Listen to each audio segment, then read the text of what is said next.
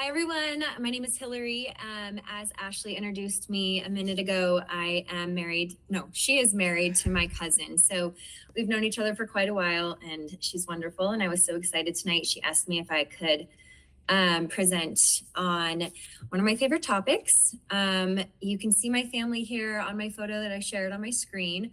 I have a master's degree in trauma-informed education, and I live here in Mapleton. As you can see in my family photo, my husband and I have 3 kids, and our youngest, who this picture was maybe a year or 2 ago, but our youngest is 10 now. And when she was 2, she's Chinese, and when she was 2, we adopted her out of her orphanage in China. So a couple years into our adoption, she started exhibiting some behaviors that were a little bit tough, and were getting tougher to manage. And I decided to go back to school. It has been super, super helpful to me, my education, in really learning how to help her and manage her behaviors that stem from having, trauma in her background those first 2 years. So I'm sure you guys have heard stuff like this asked, but one of the most common questions that when her behaviors were sort of acting up and we were dealing with them, something that I heard quite often was, she was only 2 when you adopted her. Does she even really remember anything? And that question right there sort of opens the door to what our discussion is going to be about tonight, which is how early brain development in childhood in a maltreatment environment, which is an environment with abuse and neglect, or neglect, I should say. It's how, our conversation tonight is going to be on how early childhood brain development in a maltreatment environment affects the rest of a person's life, but we're going to go through, of course, teenage years, just because that's the demographic that you guys are working with. But we're going to discuss how that early childhood brain development really, really has behaviors that can affect someone for the rest of their life. Okay, so really quickly, let's go down this list just so you kind of know what to be prepared for tonight. The objectives are, we're going to discuss, like I just said, early childhood brain development in an environment with trauma, which leads to frustrating teen behaviors. Any of you that have volunteered before, I'm sure you're very familiar with what I mean by frustrating teen behaviors. So we're going to discuss that. And then I'm going to hopefully help you be able to spot these behaviors more easily and identify them for what they really are, because oftentimes they can just look like disrespectful and, hate to say it, but annoying behaviors. And so to be able to identify these and then acknowledge what they are is really going to be helpful too. Our next point is to help you gain empathy and patience with these teens, which I think is really the goal of this training. If I was doing a training, which I actually did a couple months ago for a group of adoptive parents, it's a little different because they're looking for a lifelong relationship, right? They're looking for tips and help for a lifelong relationship. And then it's different running a training when you guys are going to be doing a 3 to 4 day camp out, and your goal is to create relationships, help these girls feel like they have some stability, gain some life skills. And really the main point though of this training is to help you gain, like Ashley said a little earlier, empathy and patience with these teens, because it's going to make everyone's experience with Girl in Her Backpack more enjoyable, right? You guys as volunteers and the teens that you're there to help. I would love, when I ask a couple of times, I would love if you guys could share some real life examples from camps that you've been on before, just because hearing other people's real life examples does help you to better recognize behaviors in the real life, quick moving, fast paced environment that you're actually in when you're on these camps. And then last but not least, I'm going to leave you with a very simple, very straightforward, easy to apply behavioral intervention that can help teens that have trauma backgrounds feel safe and cared for, and to help you connect with them, and in certain cases, help them adjust their behavior, because of course we all know that is necessary sometimes. So we are going to start from there. Those are the goals for tonight. So before we really dig in quickly, let's talk about the difference between, because this is going to be really helpful for the rest of the presentation, between childhood stress, childhood trauma, and then let's define trauma responses. So trauma is one of those, I feel like it kind of became overused in the last like maybe 5 to 10 years. It's one of those words that people really enjoy tossing around a lot these days. Another one, I mean, I'm sure we're all guilty of calling someone like, oh my gosh, she's so bipolar, when really someone is just moody or grouchy, or something like that. So has mood swings. So trauma is another one of those words that people love to toss around. So let's talk about the difference between childhood stress and childhood trauma. So childhood stress happens to everyone. Every single one of us has had stress in our lives, had stress in our lives, had stress in our childhood. It is a state of feeling unsafe because needs are temporarily not being met. Everyone felt that. Everyone had some really hard, sad experiences growing up, 100%. So everyone has childhood stress. Stress and trauma are the same thing at their root, but stress becomes trauma when a child remains in a state of stress for a prolonged amount of time. That's the first key. Remains in a state of stress for a prolonged amount of time and without a framework of supportive adults, or really even just one. You really only need one supportive adult to really help you through. But stress for a prolonged amount of time without a framework of supportive adults in place to help support you and stabilize you. When you have that as your experience with childhood stress, length of time, and a lack of supportive, stable adults in your life, that is when stress becomes trauma. Okay. So now that you have heard the definition, you will, like me, probably you can't help yourself when you hear it being overused. So trauma responses, we're going to use that term, another overused term, but we're going to use that term quite a bit during this presentation. And so trauma responses are fight, flight, freeze, and then a lesser known one that's not very often talked about, fawn. So let's talk real quick about what an example of each one looks like in a teen with a trauma background. So fight, a trauma response of fight might look like extreme disrespect to an adult, right? Flight could be just trying to flee a situation, meaning like avoiding people, being super uncomfortable in social situations or situations that are triggering in any way. Freeze, in a child with trauma, they might really just almost like disassociate, remove themselves from the situation, look super zoned out, be completely unresponsive. That would be freeze in real life in a teen with trauma. And then fawn is kind of an interesting one. I'm not going to focus on it much tonight because it's sad, but I actually see this one in my daughter, so I'm not trying to minimize it, but it is so benign that it's not really going to be super relevant to taking teen girls into the wilderness on camp. But fawn is when you try to stay safe by pleasing others to your own detriment. And that is a trauma response. But like I said, fight, flight, freeze really are the ones that are going to play a role in your situation this summer at your camp. So I'm going to focus on those ones. Okay. So let's first look at the screen at Maslow's triangle, Maslow's hierarchy triangle of needs. I'm sure most of you are relatively familiar and have seen it before, but let's just review it quickly. So Maslow's triangle is the basis for everything we're going to learn tonight and everything we're going to talk about in this conversation. So Maslow's triangle moves from the bottom up.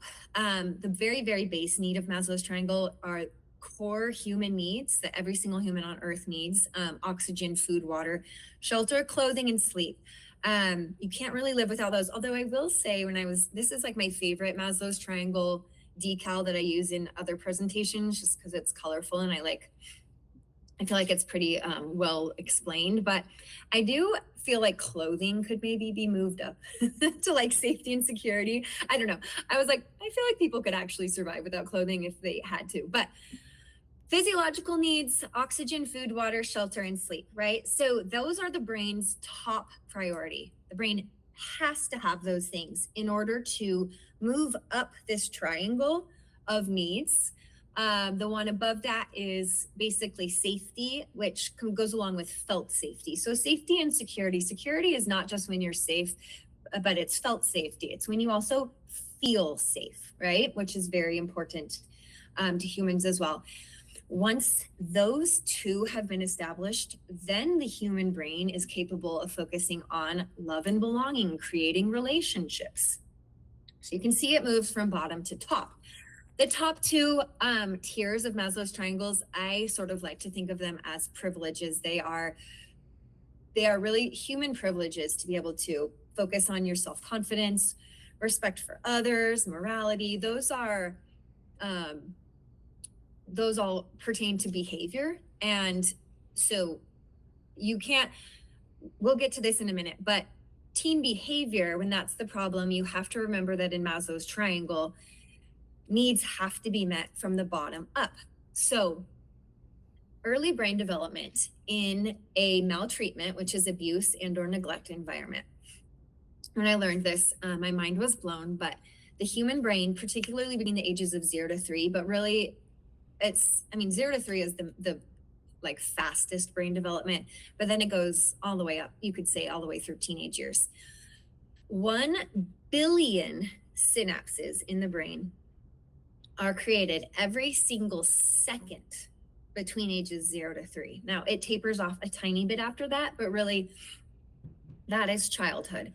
1 billion synapses per second, which is actually sort of hard to wrap your brain around.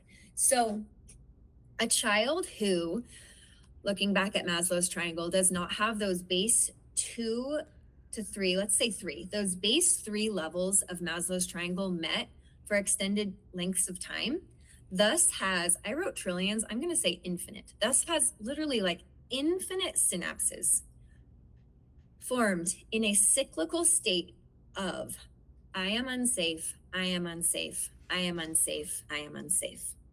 And children whose brains are repeating to them because their synapses were formed saying, I am unsafe, I am unsafe, they are incapable of focusing on the top two tiers really that are behavior focused, right? So we see this, of course, in classrooms. We see it in my circumstance with an adopted child.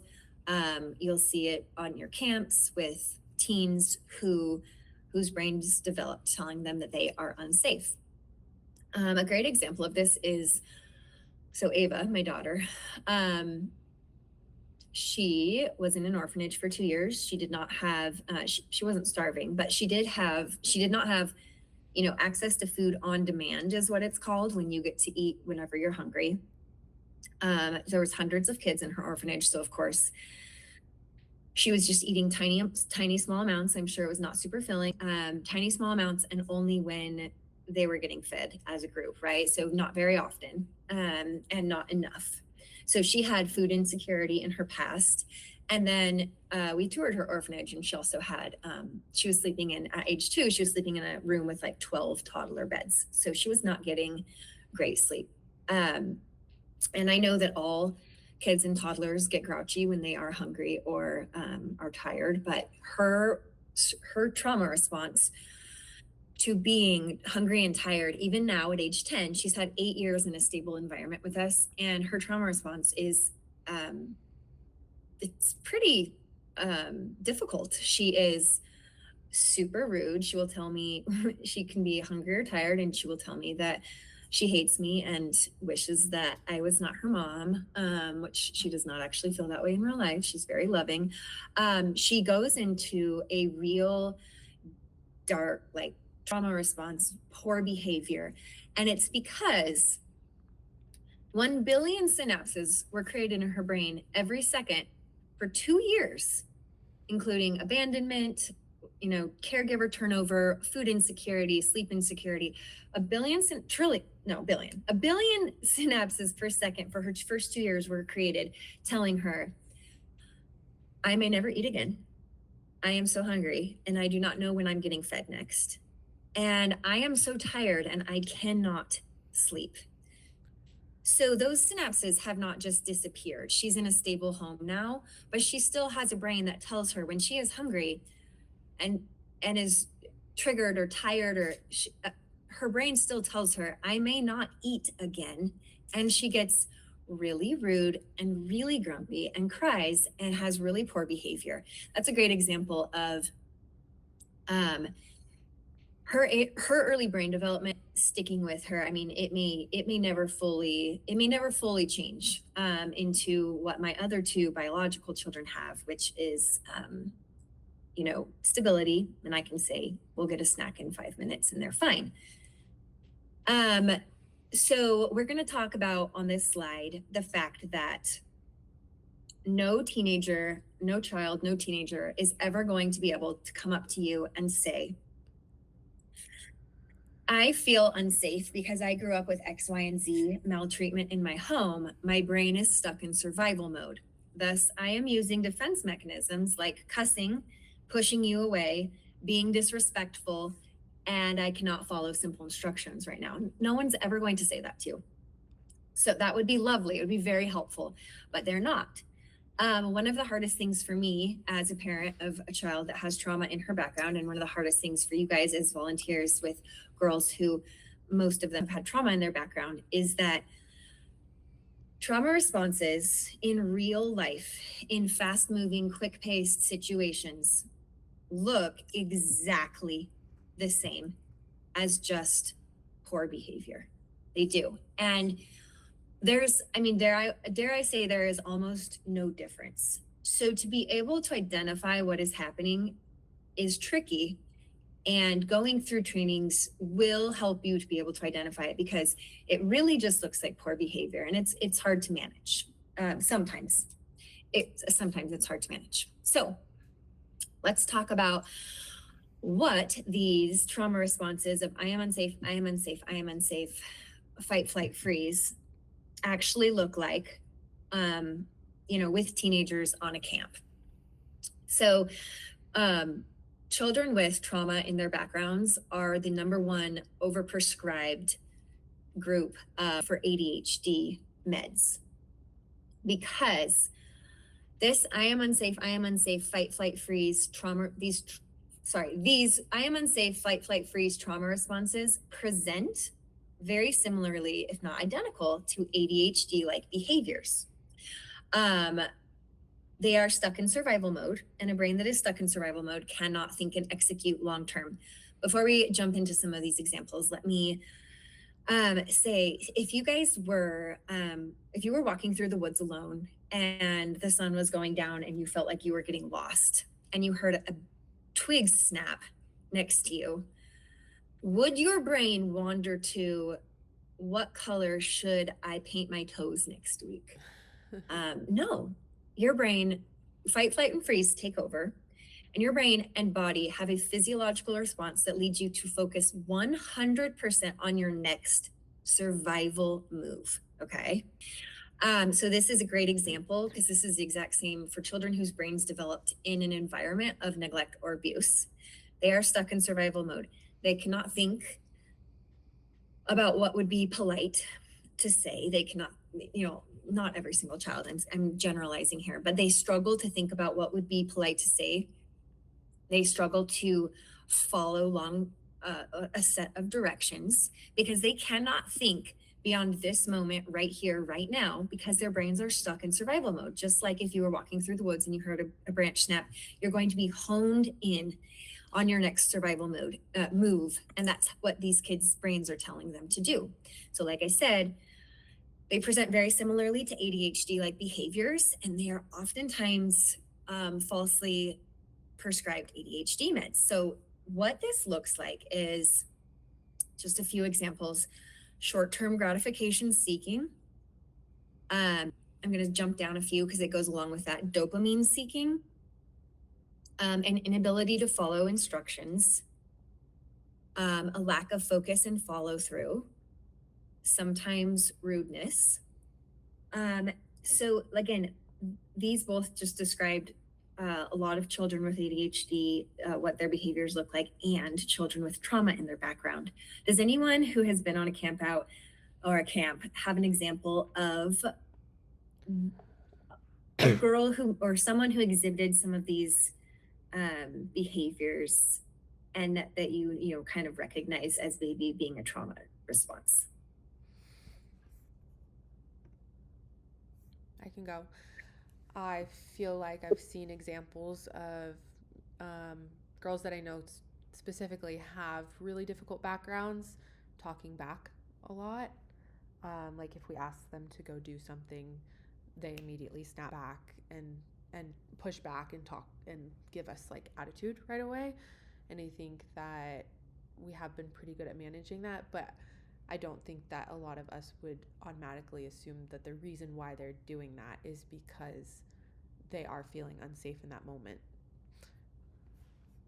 For sure. And I mean, I have 3 kids. I am aware of the fact that like everyone has different personalities, and certain kids are a little bit snappier or a little bit more argumentative than others. But if we look at Maslow's triangle, you see in green it says respect for others, right? And so respect for others, having the calmness in your brain to be able to show respect to an adult who is asking you to do something that you might not feel like doing is truly a privilege that comes with having all of your needs met up until that point. And so you totally drove home my point, which is that it oftentimes just looks like poor behavior, and it can be super frustrating. So on a short 3 to 4 day camp, to err on the side of patience and you know not patience, I'll just say to err on the side of patience is probably for the best, because you only have 3 to 4 days with them. So try to remember that a lot of that pushback that you get is just due to the fact that they feel almost like nervous all the time, if that makes sense. So now that we know a little bit about early childhood brain development and how that unfolds as trauma responses and behaviors, we are going to talk about a TBRI, which is a relational intervention method that is going to be helpful. I would be remiss to leave you guys like, okay, so here's what happens in early brain development. Here's how it carries over into teenagehood, even if they're in a stable environment. Here's how it presents itself in behaviors. Now, good luck. Like I felt like obligated to also give a intervention model that is super, super easy to use, and is really, really effective. And it's kind of like common sense. Once you know about Maslow's triangle, you know about the hierarchy of needs, it is very easy to use TBRI. It's 3 steps. So a little tiny bit of background about it. It was first developed for adoptive parents in 1999. It's been around for a long time. Most intervention models are kind of recycled by this point, or not recycled, thrown out. They usually don't last, what would that be, 27 years? But this one has had so much success that it's actually used in teacher trainings in schools because it's so simple and it's so successful and it's so easy to implement. Like I said, it's kind of common sense once you understand Maslow's triangle. And it is really helpful for kids who have trauma in their background. So it's, like I said, it's simple, 3 steps, and it could be used by you guys to ensure that campers feel safe and have their needs met. So it is 3 steps. The first step, empowerment. So when you have a camper who is exhibiting poor behavior and it's probably a trauma response of fight, flight, freeze, they feel unsafe for one reason or another. Again, we know from Maslow's triangle that we cannot correct their behavior, which is kind of up near the top of the triangle. We cannot correct their behavior until their needs have been met from the bottom on up. So step 1, empowerment, really deals with those base 2 levels of Maslow's triangle, making sure that their physiological needs are met. So what this looks like in real life with teen campers is maybe someone is acting up or being disrespectful. Like I said about my own daughter, maybe they have food insecurity. Food insecurity is super common in homes with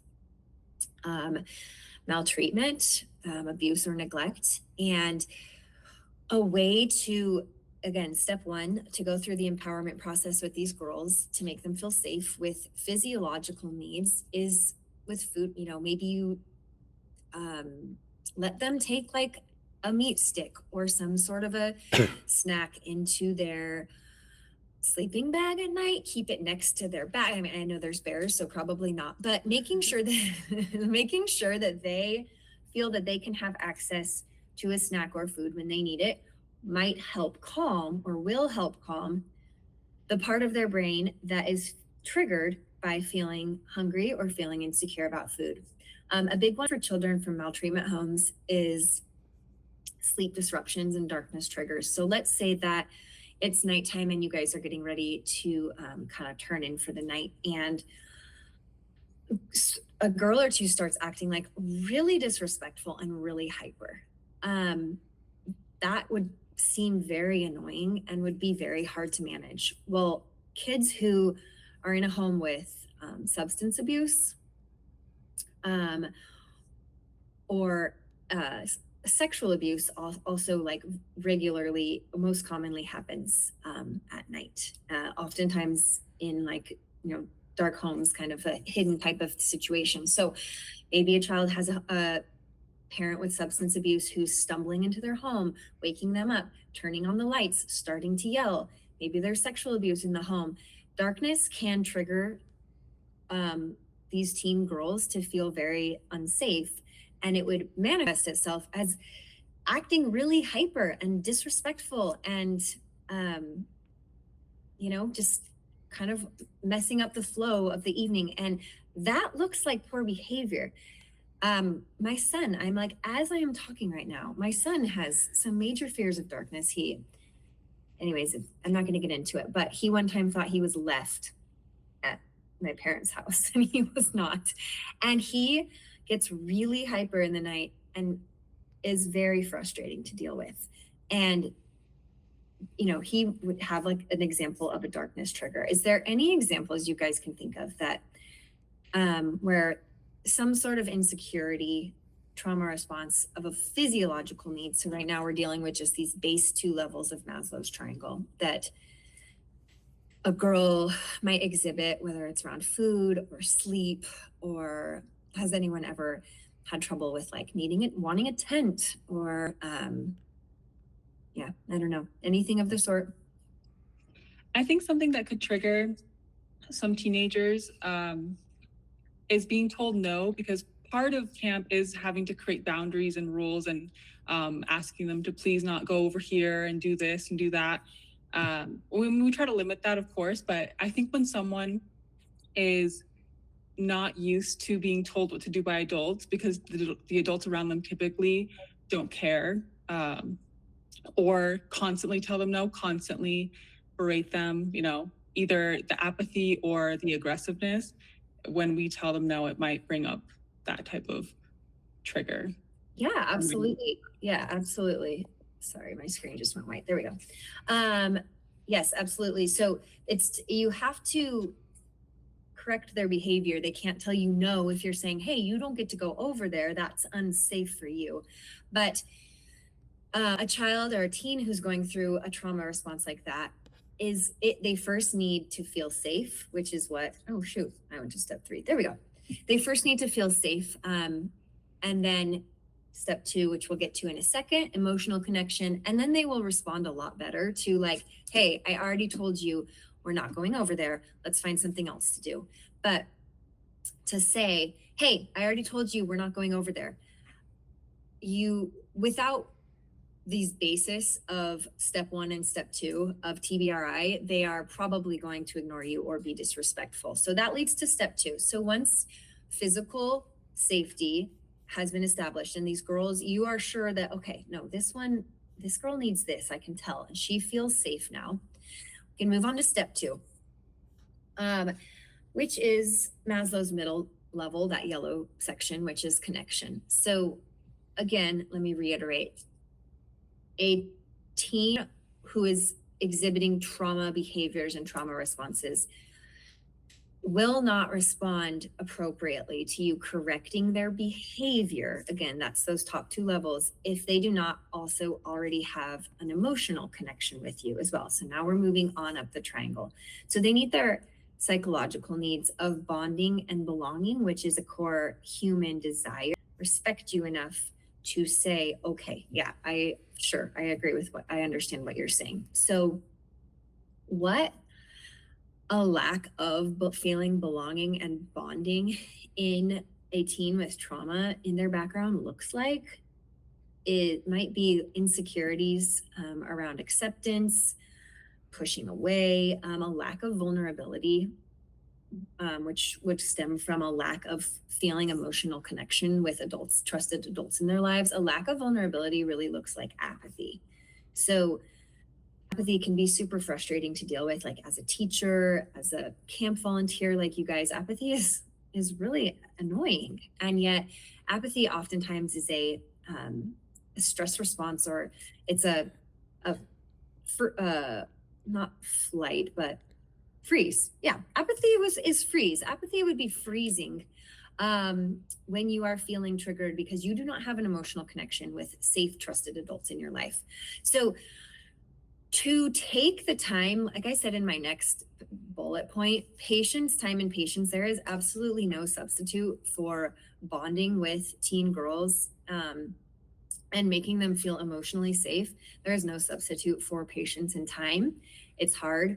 It's something that we all struggle with, of course, because patience takes time, and time is quite a valuable resource. But patience and time are truly the only two ways to create an emotional bond with a teen, and to the point where she trusts you, and at that point will respect you enough to move on to this third step, which is inevitable. You cannot take a group of teens into the woods without knowing that there are going to be some behavior corrections, whether that is respect for others, wanting them to feel a sense of achievement and accomplishment. Of course, I know that's one of your big goals. Self-confidence, growing self-confidence is so important. Morality, I mean, all these are socially appropriate behaviors. They all are listed in these top two tiers of Maslow's triangle. You cannot get up to those. You cannot guide girls towards behaving appropriately if you have not first satiated their physiological needs and their emotional needs. And it doesn't have to be long. It doesn't have to be drawn out. It doesn't have to be 3 days of those things. It just has to be like, okay, what can I do to make this girl feel better? What does she need? Oh, she's hungry. Well, I know she comes from a home where she probably doesn't have a lot of food security. Let me get a snack for her, and then let me sit and talk with her for 5 minutes or 10 minutes or 15 minutes. Let me walk with her on this hike so that she feels like I care about her and there's a connection. And then I can say to her, hey, I've been noticing that you've been doing blank, and like it would be super helpful if you did not do that anymore this whole camp. Like I need you to not do that anymore. But if you jump straight to that step 3 without putting in place those first 2 steps, she is not going to respond appropriately. Are there any examples of maybe like a breakthrough someone's had, or a positive example of something like this? Does anyone want to go before I go? I don't want to like take over. Elena? Sure. Yeah, I can go. I think a pretty common example with this is like, especially like the older teens, is like apathy during the journaling time and just like pretending like they don't actually have emotions or care. Yeah.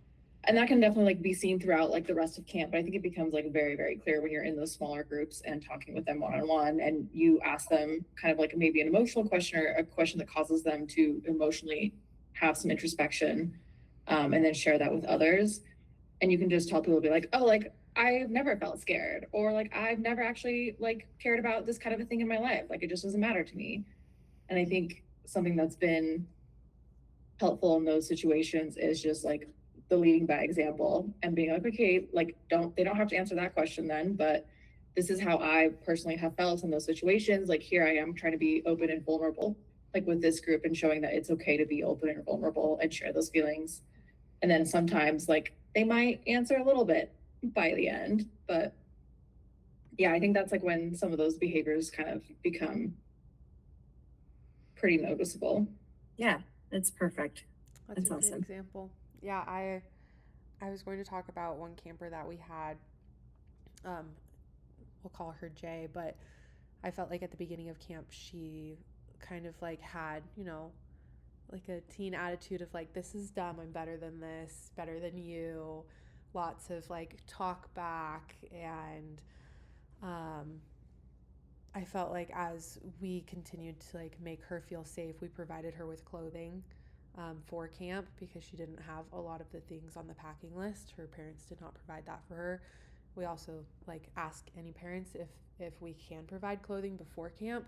Her parents didn't mark anything, but we bring extra things. And so when we were packing her, we noticed that she was missing quite a few things. And so we provided her with clothing. Um, we provide all of our campers with food. I think she had some food insecurities, and she ate through all of her food pretty quickly.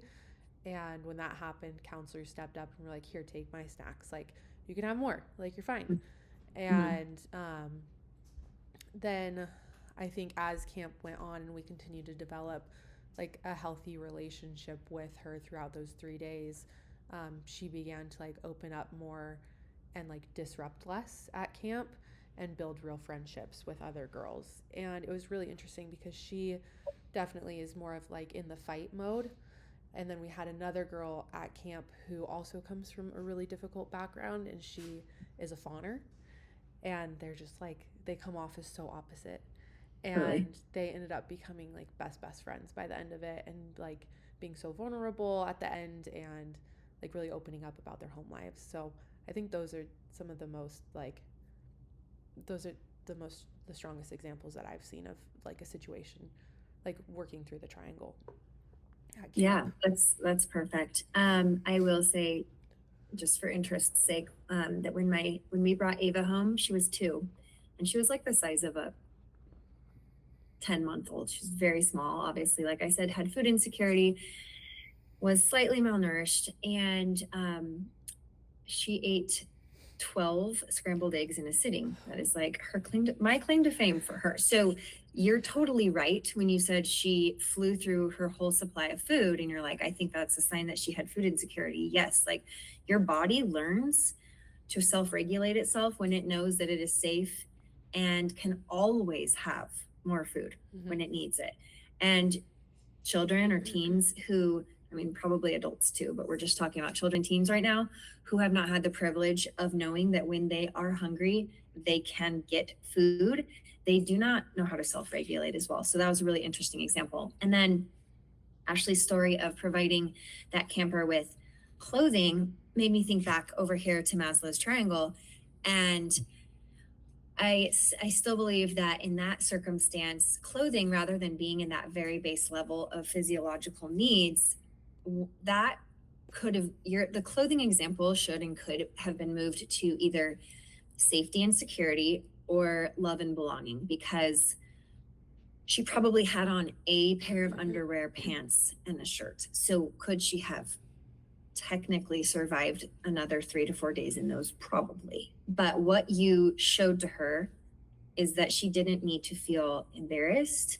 She didn't need to feel left out. She didn't need to feel, again, embarrassed, really, and that you cared about her. So by providing that to her was probably a big bonding moment for her, and would, again, probably be even in either felt safety or love and belonging. And that was a great step towards bonding with her and yeah, creating those connections. And I hope that then later on in the camp, during the camp, if you had to correct her for something later on, because you had already kind of given her that feeling of safety and that feeling of an emotional bond, I hope that when you said to her, hey, we're not doing that right now because you're going to feed the raccoons and they're going to scratch your face in the middle of the night, she probably, hopefully, she was like, oh, of course, Ashley, I won't do that anymore. Yeah, she became way less disruptive and way more eager to connect with the counselors too, and Really? respectful by the end of it. And then yeah, we also like worked all the way up, I think, hopefully to the top, but we started talking about like what she wanted to do when she was older, her favorite subjects in school, and like about friendships and stuff like that. And we're able to have better conversations than the start of camp. So awesome. Oh, I love that story so much. I am going to leave you with my last bit of advice, not only from someone who studied this in school, but from someone who has a child who can. I would say as a fight, flight, freeze fawner in different situations, that she's awesome a lot of the time, but that I am managing a lot of the rest of the time.